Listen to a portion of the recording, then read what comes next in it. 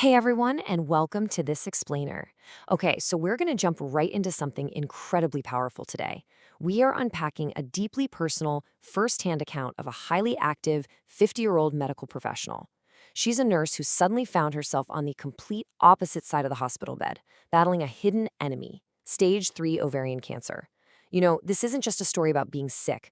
It's really a fascinating timeline of how sneaky our bodies can be when something goes terribly wrong, and honestly, a masterclass in navigating a really complex medical system once you figure it out.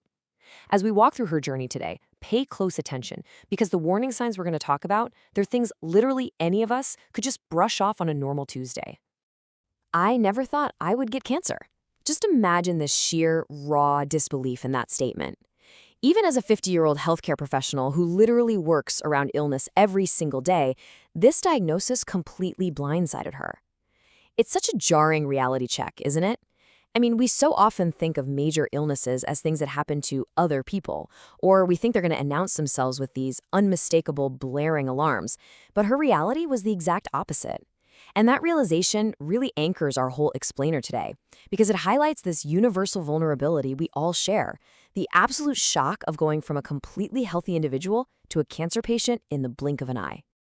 To really understand this, we have to look at her baseline before the diagnosis, which was just phenomenal. She was incredibly active.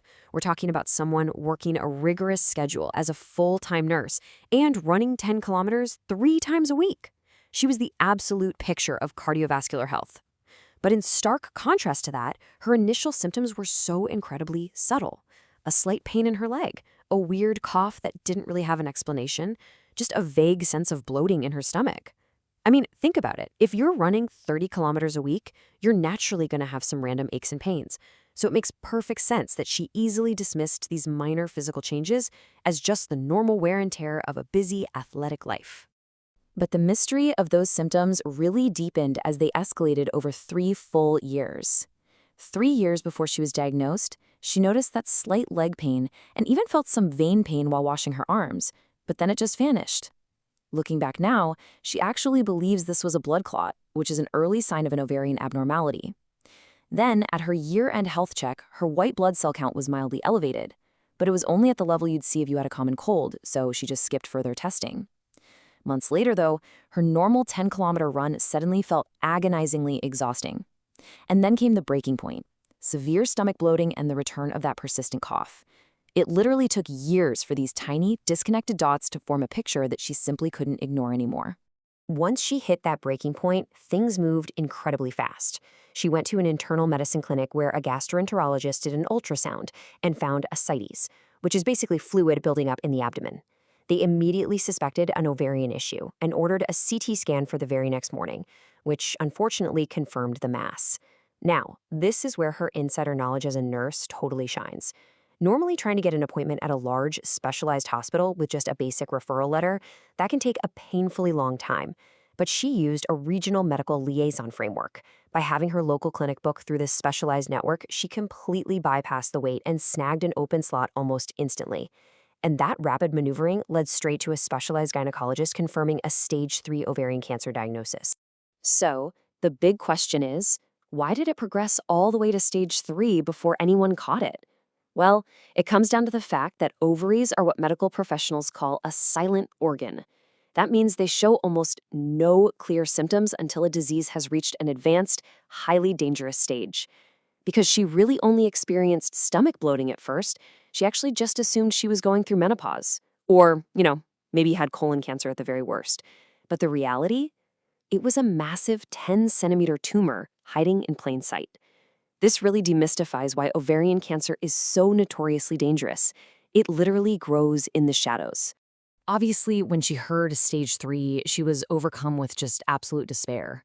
Ovarian cancer carries a notoriously poor prognosis compared to things like stomach or colon cancer. And being a nurse, she knew the statistics. She found herself wondering how many years she actually had left. When she told her boss the news, she said the tears just flowed uncontrollably. But out of that terrifying abyss came her true motivation. She said, "I want to live to see my 11-year-old and high schooler become adults." And that fierce, profound desire to be there for her kids' milestones, that became the anchor she absolutely needed to face the harrowing treatment that was coming next. And things moved at lightning speed from there. Just 1 week post-diagnosis, she was wheeled into the operating room. The surgical realities were daunting, to say the least. With ovarian cancer, the primary goal is maximum tumor debulking. That basically means removing as much of the cancer as humanly possible, because that directly impacts the prognosis. Her doctors warned her to prep for a grueling 5 to 6 hour surgery to remove the ovaries and lymph nodes. But when she woke up, they told her it only took 3 hours. Now, as a nurse, this gave her immediate, terrifying anxiety. Why? Because usually an unexpectedly short cancer surgery means the doctors opened you up, realized the cancer was way too advanced to operate on, and just closed you right back up. Luckily, that wasn't the case here. But the surgeons did find rough, grainy spots on her peritoneum, which is the lining of the abdominal cavity. That was the culprit causing all that fluid buildup, and it meant chemotherapy was absolutely non-negotiable. So her battle plan to stop the cancer from spreading was this incredibly rigorous chemotherapy regimen. She endured 6 cycles of full-day outpatient chemotherapy spread over 6 entire months. That's 1 cycle every 4 weeks. But wait, that wasn't all. Running right alongside this intense chemo schedule, she also had to get 22 separate doses of a molecular targeted therapy through an IV. This targeted drug was given specifically to actively prevent the cancer cells from multiplying. It was just a massive, exhausting 6-month chemical assault on the disease. And she absolutely faced the classic realities we all associate with chemo. She lost her hair, she dealt with temporary changes to her sense of taste, and she developed neuropathy, that numbness and tingling sensation in her feet. But there is an incredibly encouraging point here. She was largely spared from the severe, debilitating nausea that so many people dread. Modern anti-nausea medication is seriously highly effective today, and it drastically improved her quality of life during the treatment. Plus, as the chemo started working, this persistent low-grade fever of around 37 degrees Celsius that she'd been dealing with for a month before her diagnosis, it finally resolved and went back to normal. The treatment was actually working. Now, during all this, her medical team also took a really fascinating, highly advanced detour into genetic testing. They ran multiple tests to see if her specific cancer had some sort of genetic vulnerability. First, they tested for ovarian cancer syndrome. If that came back positive, she could use a really advanced molecular targeted drug called Opdivo. The result? Negative, so no Opdivo. Next, they looked for a DNA repair deficiency. Basically, they're looking for a flaw in how her cells fix damaged DNA. That flaw can cause cancer, but it also makes tumors super vulnerable to specific drugs. Again, the result was negative. Now, you might think a negative result is always good news, right? But actually, in the complex world of cancer treatment, these negative results were kind of frustrating because it meant she couldn't rely on those cutting-edge targeted therapies. Even with those roadblocks, though, she achieved a massive triumph. She successfully went right back to her incredibly demanding job as a full-time nurse. But we have to be realistic about this triumph. She is still carrying a physical scar from her battle. Remember that foot neuropathy we just talked about? Well, 3 years later, it's still there. She says the lingering nerve damage basically feels like she is constantly walking on sand. For some patients, that fades quickly, but for her, it's a permanent reminder. Yet, she pushes through every single day, and she absolutely refuses to let it stop her from doing the work she loves.